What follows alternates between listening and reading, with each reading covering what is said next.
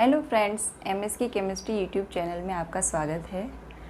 आज का हमारा टॉपिक है atomic mass and molecular mass. उम्मीद करती हूँ आप सभी स्वस्थ होंगे और मस्त होंगे। अगर आपने अभी तक हमारे पिछले वीडियोस नहीं देखे हैं तो उन्हें ज़रूर देखिए। आप एलिमेंट, कंपाउंड एंड मिक्सचर्स के सारे डाउट अपने क्लियर कर पाएंगे और मैटर की मिस्ट्री को भी समझ पाएंगे। तो आज शुरू करते हैं atomic mass and molecular mass से। तो देखिए, ये चीज़ हम जानते हैं कि जितने भी मैटर हैं ये सब पार्टिकल्स से मिलके बने होते हैं। अब ये पार्टिकल्स या तो एटम होते हैं या फिर मॉलिक्यूल्स होते हैं। तो इसलिए इन पार्टिकल्स का मास जानना हमारे लिए ज़रूरी हो जाता है। एटॉमिक मास मतलब मास of one atom, molecular mass का मतलब होता है मास ऑफ वन मॉलिक्यूल। अब हम पहले एटॉमिक मास की बात करते हैं। इसके दो तरीके से मास निकाले जाते हैं। पहला होता है रिलेटिव एटॉमिक मास, जिसकी यूनिट होती है you, unified mass, AMU atomic mass unit and Dalton. तीनों रिलेटिव एटॉमिक मास की यूनिट होती है। दूसरा होता है एब्सोल्यूट और एक्चुअल एटॉमिक मास, जिसे हम ग्राम एटॉमिक मास बोलते हैं। अब देखिए, आज की डेट में हमारे पास मास स्पेक्ट्रोमीटर एक इंस्ट्रूमेंट है जिससे हम किसी भी एटम का ऑलमोस्ट एक्यूरेट मास निकाल सकते हैं। लेकिन हम बात करते हैं 19वीं सेंचुरी की, जब हमारे पास ऐसा कोई इंस्ट्रूमेंट नहीं था जिससे हम किसी भी एटम का मास निकाल सकें। एटम बहुत छोटा होता है। अगर आप एक डस्ट पार्टिकल को देखें तो उसमें लगभग 10⁻19 एटम्स होते हैं। तो आप सोच सकते हैं कि वो कितना छोटा होता है। तो उसका एटम का मास निकालना कोई आसान चीज़ नहीं थी। लेकिन साइंटिस्ट तो बुद्धिजीवी लोग होते हैं, वो कोई ना कोई रास्ता निकाल ही लेते हैं। तो फिर उन्होंने उस समय 19वीं सेंचुरी में रिलेटिव एटॉमिक मास को एटम के लिए यूज़ किया था। इसे हम इस तरीके से समझते हैं, मान लीजिए एक क्लास में 40 स्टूडेंट्स हैं और टीचर को बोला गया है कि आप उन स्टूडेंट्स की हाइट का डेटाबेस तैयार कीजिए, लेकिन टीचर के पास मेजरिंग टेप नहीं है। तो ऐसे में टीचर क्या करते हैं, एक स्टूडेंट को सेलेक्ट करते हैं और उसकी हाइट को स्टैंडर्ड हाइट मानकर बाकी स्टूडेंट की हाइट को उससे रिलेट कर देते हैं और इस तरीके से रिलेटिव हाइट का एक डेटाबेस तैयार हो जाता है। तो हमारे साइंटिस्ट ने भी ऐसे ही किया।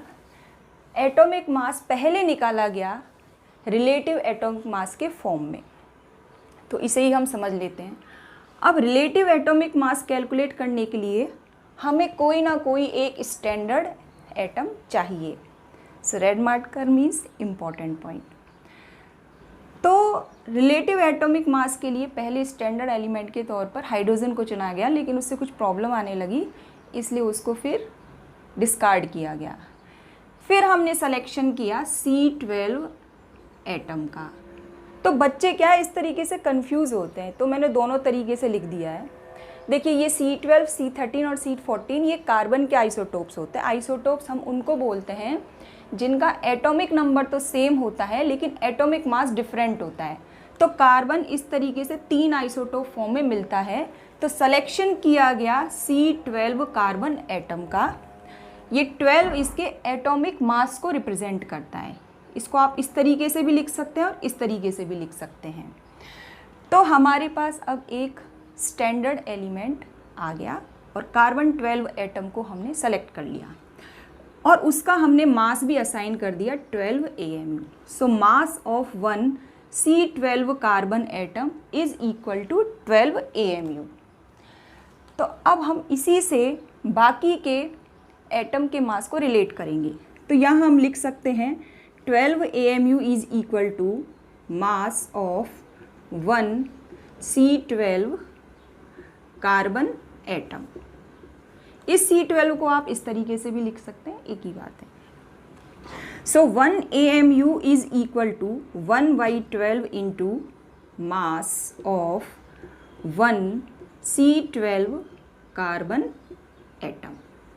इसे ही हम एटॉमिक मास यूनिट बोलते हैं। अब इसको हम समझते हैं। यहाँ पे मैंने एक ऑरेंज लिया है, ये पील्ड है, इसका छिलका निकाल दिया है। इस ऑरेंज को मैंने कंपेयर किया है कार्बन एटम से। So this orange is equal to carbon atom. और इस ऑरेंज का जो मास है, मतलब कार्बन एटम का मास है, दैट इज़ 12 AMU। अब मैंने इस ऑरेंज को 12 पार्ट्स में डिवाइड कर दिया है। तो आप देख सकते हैं इस ऑरेंज को 12 पार्ट में यहाँ डिवाइड किया गया, तो ये 12 पार्ट मैंने यहाँ पे बना दिए हैं। तो ये जो एक पार्ट है इसका मास किसके इक्वल होगा, 1/12 into mass of 1 C12 carbon atom. तो ये हमने असाइन कर लिया है इसके लिए मास को। अब हम बाकी के एटम्स के मास को इससे रिलेट करते हैं। तो यहाँ पे मैंने नाइट्रोजन का एटम रखा, तो दूसरे बैलेंस में मुझे इनके मास को इक्वल करने के लिए इस तरीके के 14 पार्ट्स रखने पड़े। तो इसका मतलब क्या हुआ कि नाइट्रोजन के एक एटम का मास इस पार्ट का 14 टाइम्स है। सो यहाँ पे हम लिख सकते हैं mass of 1 nitrogen atom is equal to 14 into 1/12 into mass of 1 carbon atom, और शॉर्ट में हम इसको लिख सकते हैं 14 AMU, और आप इसको 14U भी लिख सकते हैं, एक ही बात है। अब यहाँ पे हम लिख सकते हैं मास ऑफ 1 ऑक्सीजन एटम। तो यहाँ पे जब मैंने ऑक्सीजन एटम को रखा तो मुझे ऐसे 16 पार्ट्स रखने पड़े। तो हम ये लिख सकते हैं mass of 1 oxygen atom is equal to 16 into 1/12 into mass of 1 C12 atom. मतलब ये किसके इक्वल हो गया, 16 AMU के। इसी तरीके से जब हम फ्लोरीन एटम का मास निकालते हैं, mass of 1 fluorine atom that is equal to 19 into AMU। मतलब अगर यहाँ पे आप फ्लोरीन का एटम रखते हैं तो यहाँ पे आपको इस तरीके के 19 पार्ट्स रखने पड़ेंगे। तो इस तरीके से हमने ये जो AMU है, एटॉमिक मास यूनिट, जो कि क्या है, हमारा एक स्टैंडर्ड रिलेटिव मास है, इसको बाकी के एटम के मास से रिलेट कर दिया। तो ये रिलेटिव एटॉमिक मास की यूनिट होती है AMU या फिर U, और इसको हम इस तरीके से कार्बन एटम के मास से रिलेट करके कैलकुलेट करते हैं। तो अब हम बात करते हैं relative atomic mass and actual atomic mass, इनको हम कंपेयर करते हैं। तो जब हमारे पास अच्छे सोफिस्टिकेटेड इंस्ट्रूमेंट्स आ गए तो उनसे हमने ये C12 कार्बन एटम है इसके मास का पता लगा लिया।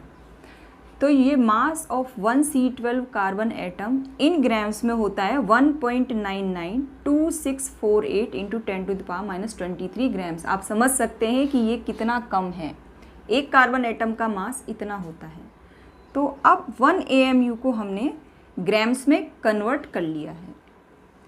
तो अब मास ऑफ 1 नाइट्रोजन एटम हमने निकाला था, तो ये इसको आप ब्लॉक में बंद कर लीजिए क्योंकि ये इम्पॉर्टेंट है। सो मास ऑफ 1 नाइट्रोजन एटम हमने निकाला था रिलेटिव एटॉमिक मास 14 AMU। इसी तरीके से हमने मास ऑफ 1 ऑक्सीजन एटम कैलकुलेट किया था एंड इट वाज 16 AMU, और हमने फ्लोरीन के लिए जब इसको कैलकुलेट किया था तो इसकी वैल्यू आई थी 19 AMU।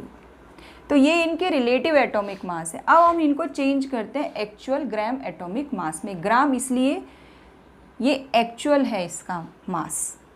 तो अब नाइट्रोजन का एक्चुअल एटॉमिक मास अगर हमको कैलकुलेट करना है तो हम किस तरीके से करेंगे, mass of nitrogen atom in grams, जो कि उसका एक्चुअल मास है, that is 14 into 1.66056 into 10⁻⁻24 grams, और इसकी वैल्यू आती है 23.24784 इंटू 10⁻⁻24 ग्राम।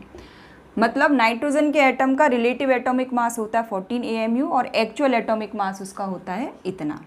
इसी तरीके से mass of oxygen atom in grams, उसकी वैल्यू आएगी 16 इंटू 1.66056 इंटू 10⁻⁻24 ग्राम्स, और ये आता है 26.56896 इंटू 10⁻⁻24 ग्राम्स। तो 10⁻⁻24 ग्राम्स में इनका एक्चुअल मास होता है, तो आप समझ सकते हैं कितने छोटे हैं। इसी तरीके से हम फ्लोरीन का निकालते हैं, mass of fluorine atom in grams, जो कि इनका एक्चुअल मास होता है, that is 19 into 1.66056 into 10⁻⁻24 is equal to 31.55064 into 10⁻⁻24 grams. तो इस तरीके से आपको ये रिलेटिव एटॉमिक मास और एक्चुअल एटॉमिक मास का फ़र्क समझ में आया होगा, और दोनों को आप इंटर कन्वर्ट कर सकते हैं। अब हम एवरेज एटॉमिक मास के बारे में बात करते हैं। ये कुछ एलिमेंट्स के लिए ही हम एवरेज एटॉमिक मास निकालते हैं, उन एलिमेंट्स के लिए जो आइसोटोप फॉर्म्स में एग्जिस्ट करते हैं। आइसोटोप का मतलब होता है वो एलिमेंट्स जिनका एटॉमिक नंबर तो सेम हो लेकिन उनका एटॉमिक मास डिफरेंट हो। जैसे कि आप ये देख सकते हैं यहाँ पे कार्बन, तो कार्बन नेचर में 3 फॉर्म्स में पाया जाता है, जिसमें कार्बन के कुछ एटम्स होते हैं जिनका मास 12 AMU होता है, कुछ का 13 होता है और कुछ का 14 होता है, और इनका एक रिलेटिव अबंडेंस भी होता है। मतलब जो C12 फॉर्म में जो कार्बन पाया जाता है उसका अबंडेंस सबसे ज़्यादा है, इसलिए राउंड फिगर में हम मोस्टली 12 को ही उसका एटॉमिक मास कंसीडर कर लेते हैं। इसी तरीके से क्लोरीन के भी 2 आइसोटोप्स होते हैं, क्लोरीन 35, क्लोरीन 37, ब्रोमीन 79, ब्रोमीन 81। तो आइसोटोप्स के लिए ही हम एवरेज एटॉमिक मास कैलकुलेट करते हैं। Isotopes have different atomic mass. देखिए, किसी भी एलिमेंट की या एटम की जो फंडामेंटल प्रॉपर्टी होती है वो उसका एटॉमिक नंबर होता है। एटॉमिक नंबर अगर सेम होता है तो उनकी केमिकल प्रॉपर्टी सेम होती है, इसलिए कार्बन का एटम चाहे 12 हो, चाहे C13 हो या C14 हो, इसकी केमिकल प्रॉपर्टी सेम रहेगी। तो अब इसके लिए हम इस एलिमेंट के लिए एवरेज एटॉमिक मास कैलकुलेट करते हैं। मोस्टली टीचर एग्ज़ाम में 2 नंबर का ये क्वेश्चन बच्चों से पूछ लेते हैं, तो आपके 2 मार्क्स यहाँ पक्के हो जाएंगे। तो यहाँ पे लिखते हैं हम एवरेज एटॉमिक मास। इसको हम कैलकुलेट कैसे करते हैं वो हम देखते हैं। तो यहाँ पे आपको सबसे इम्पॉर्टेंट है ये रिलेटिव अबंडेंस का चार्ट गिवन होना चाहिए, तभी आप निकाल सकते हैं। तो ये कार्बन जो 12 एटम है इसका हम जो रिलेटिव अबंडेंस है इसको लिख देते हैं 98.892, और इसको आपको 100 से डिवाइड करना है और फिर इसको मल्टीप्लाई करना है इस वाले कार्बन एटम का जो एटॉमिक मास कितना होता है 12 से, इसको ब्रैकेट में बंद कर देते हैं, प्लस 1.108, इसको भी आपको 100 से डिवाइड करना है क्योंकि परसेंटेज में है। ये किसका है C13 एटम का, तो इसको 13 से मल्टीप्लाई करेंगे, plus 2 into 10⁻⁻10 divided by 100 into 14, इसका अबंडेंस सबसे कम होता है। ठीक है, और जब आप इन सब को कैलकुलेट करते हैं तो आपको एक वैल्यू मिलती है, दैट इज़ 12.011 U। तो ये कार्बन का एवरेज एटॉमिक मास होता है जो आप कैलकुलेट करना सीख गए हैं। Let's talk about molecular mass. देखो, एटम्स और मॉलिक्यूल से दोनों ही मैटर के पार्टिकल होते हैं। मॉलिक्यूल को बनाने वाले पार्टिकल कौन है? एटम। एटम्स मिलकर मॉलिक्यूल को बनाते हैं। तो सीधी सी बात है, अगर आपको मॉलिक्यूल का मास चाहिए तो जिन एटम्स से वो बना है उसके मास को ऐड कर दीजिए। जैसे मान लीजिए हमें मीथेन का मॉलिक्यूलर मास निकालना है, तो मीथेन किससे बनाना है? 1 कार्बन एटम और 4 हाइड्रोजन एटम से, तो हम इसको सम कर देते हैं। So mass of 1 carbon atom plus 4 into mass of 1 hydrogen atom.